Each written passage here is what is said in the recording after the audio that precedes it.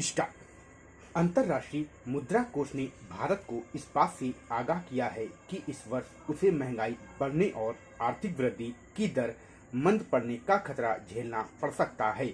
इस संगठन का सुझाव है कि इस वृद्धि की दर को तेज करने के लिए भारत को जोर देना चाहिए, अपने वर्तमान आर्थिक सुधार कार्यक्रमों पर और जोर देना चाहिए। आज यहाँ विश्व बैंक और मुद्रा कोष की ग्रीष्मकालीन वार्षिक बैठक के ठीक पहले मुद्रा कोष ने विश्व आर्थिक परिदृश्य शीर्षक से जारी वार्षिक रिपोर्ट में कहा गया है कि भारत को उच्च विकास दर प्राप्त करने के लिए, व्यापार को बढ़ाने के लिए और उदार बनाने के लिए, घरेलू माल के बाजार में सुधार करने के लिए औद्योगिक क्षेत्र में सुधार कार्यक्रमों को आगे बढ़ाना होगा।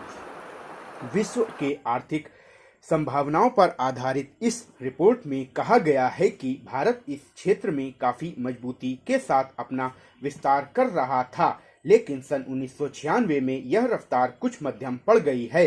इस कारण साथ ही साथ मुद्रास्फीति भी थम गई। यह नीतियों के साथ साथ एशिया के अन्य देशों की तरह निर्यात वृद्धि की दर के कम करने का नतीजा रहा है।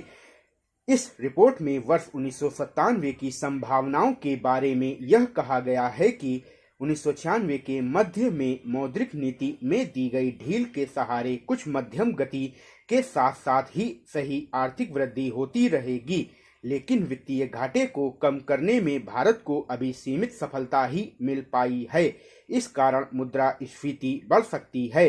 मुद्रा कोष के प्रबंध निदेशक ने अपनी रिपोर्ट जारी करते हुए कहा कि भारत ने अपने आर्थिक विकास में शानदार प्रगति कर ली है और इसके बने रहने की प्रबल संभावना है। रिपोर्ट में निजीकरण और उदारीकरण को विकास की पहली शर्त बताया गया है और रिपोर्ट में कहा गया है कि भारत के अंदर 1996 से कृषि उत्पादन में अच्छी खासी वृद्धि हुई है। इससे औद्योगिक वृद्धि की दर 7% के करीब बनी रहने का अनुमान है।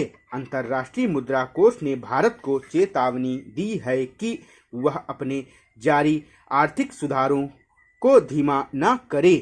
मुद्रा कोष ने यह भी कहा है कि 7% की वर्तमान विकास दर से भी भारत को विकसित देशों के साथ अपने प्रति व्यक्ति आय के अंतर को 50% पूरा करने में उसे लगभग 70 वर्ष लग जाएंगे। अंतर्राष्ट्रीय मुद्रा कोष ने अपने ताजा विश्व आर्थिक आकलन में बताया है कि अगर भारत आर्थिक सुधार पूर्व 3% विकास दर में वापस लौटता है तो उसे समान लक्ष्य को हासिल करने में 154 साल लग जाएंगे।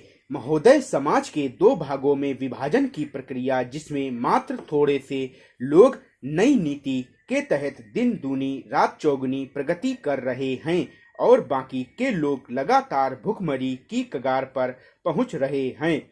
यह सिर्फ शहरों तक सीमित नहीं है, बल्कि यह सिलसिला गांवों में भी देखा जा सकता है।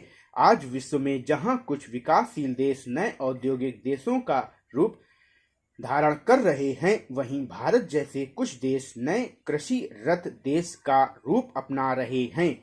इन नए कृषि रत देशों का मुख्य काम यही रहा है कि विकसित देशों को सजावट के लिए फल फूल और दुर्लभ कृषि उत्पादन निर्यात कर उन देशों से खाद्यान्न आयात करना।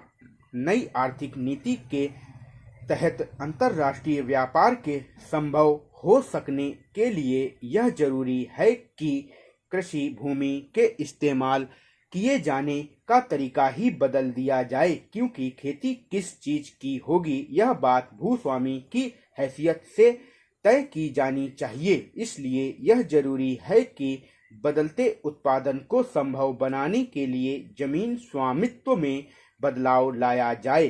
कृषि के लिए जरूरी सामान दिए जाने वाले अनुदान में कमी, भूस्वामित्व की सीमा का अंत और निजी पूंजी को खेती का स्वामित्व दिए जाना कुछ ऐसे कदम हैं जिनके जरिए भूस्वामित्व में बदलाव लाया जा रहा है। मेरठ जिले में जमीन की बिक्री पर किए गए एक छोटे से अध्ययन से पता चलता है कि स्वामित्व इस प्रकार से बदल रहा है।